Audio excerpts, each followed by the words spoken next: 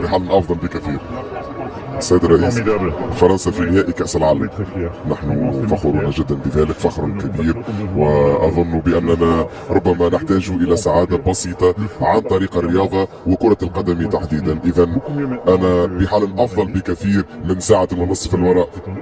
نعم كنت متوتر لأن مباراة لا يمكن أن تفوز بها قبل أن تلعبها، والمغاربة لعبوا بشكل ممتاز، ومباراة ما كانت تكون نفسها لو عدلوا النتيجة. نحن تعذبنا في العديد من الفترات، لكن رأينا منتخب فرنسي كبير، وأنا أريد أن أقول شكرا لمدربنا ديدي ديشان ولهذا المنتخب بصفة عامة الذي هو مزيج من العديد من الأجيال. هذا هو الأمر الجميل.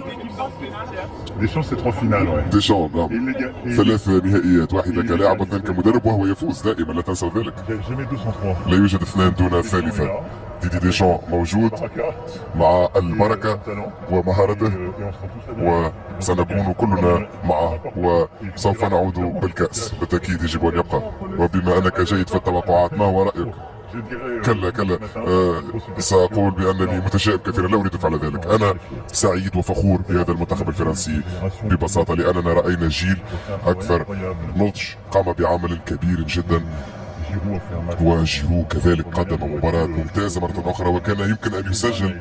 جريزمان كان مليئا بالعطاء، لاعب ممتاز، قدم مباريات كبيرة طوال هذه البطولة. كل هذا الجيل فعلا يمثل هذه المجموعة، وهناك جيل جديد سجل كذلك أهداف من الجيل الجديد. كولوماني دخل لدقيقتين فقط وتمكن من تسجيل الهدف الثاني.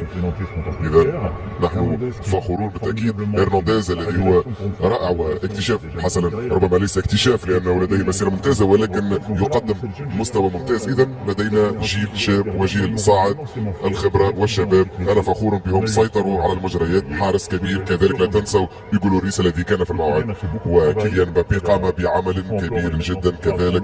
ونحن نعرف أنه بالنسبة لكأس العالم هذا دائما ما يراقب من قرب من صديق قريب له، لاعب معروف جدا، صديقه المفضل، وقام بالعمل رغم ذلك، والهدف الثاني كان من عمله. هذا يعني انك ستعود يوم الاحد. انا اولا اريد للفرنسيين والفرنسيات ان يتمتعوا بهذه السعاده البسيطه، وان يتمتعوا. واقول للمغاربه الذين يملكون منتخبا كبيرا جدا وقاموا بمسار استثنائي في الكأس العالمية هذا، وقدموا نصف نهائي محترم جدا، وكنا نحتاج الى منتخب فرنسي بطل عالم سابق وعرف كيف يمسك بزمام المباراة، لكن نحن نحييهم ولا يجب ان يستحوا من هذه المباراة، وانا اقدم لهم صداقتي. اذا بالنسبة لنا فلنتمتع بهذه اللحظة، ومنذ الليلة سنبدأ بتحضير النهائي وسوف نفوز بها. هل ستأتي يوم الأحد؟ سأكون هنا يوم الأحد. كلمة عن كأس العالم في قطر، وأنت تحدثت عن بعض التغييرات. أنا كنت واضحا دائما فيما يخص كأس العالم في قطر. هناك قرارات تتخذ منذ سنوات عندما تقدم الكأس لبلد منظم. الرياضة يجب أن تجمعنا ولا تفارقنا. كأس العالم لكرة القدم أو للركبي، وبالنسبة لبعض البلدان كي تتحدث، رغم أنها لا تتحدث على الصعيد السياسي، ولكن ستتحدث في عالم الرياضة. أنا هنا في قطر وسوف أعود، وهناك مواعيد أكثر سياسية بالنسبة للعديد من الوضعيات والمواضيع، ويجب أن نعترف بأن قطر تنظم بشكل ممتاز هذه الكأس العالمية. الأمن ممتاز، التنظيم أكثر.